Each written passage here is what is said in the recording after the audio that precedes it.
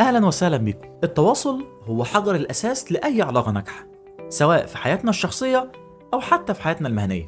تخيل معايا كده إن في حد بيكلمك في التليفون وهو متوتر ومش واضح في كلامه، أكيد هتحس بالضغط وهتلاقي صعوبة في إنك تفهمه. لكن لو كان بيتكلم بهدوء ووضوح هتحس براحة أكتر وتقدر تتجاوب معاه بسرعة، وهو ده اللي بنسميه التواصل الفعال. عشان كده هنتعلم مع بعض إزاي نطور مهاراتنا في التواصل بشكل يبني الثقة مع اللي بنتواصل معاه ويحل المشاكل وكمان يحقق الأهداف بسهولة.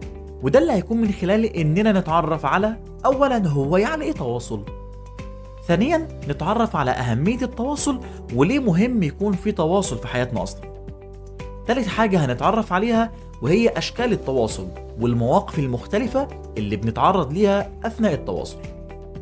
وبعد كده مهم جدا نعرف إزاي نتواصل وإيه الأدوات اللي ممكن تساعدنا عشان التواصل ده يكون فعال فعلا. وأخيرا هنتعرف مع بعض على المعوقات اللي ممكن تأثر على عملية التواصل وإزاي نقدر نتغلب عليها. وفي النهاية خليك متأكد إن التواصل الجيد هو المفتاح للوصول لأفضل النتائج.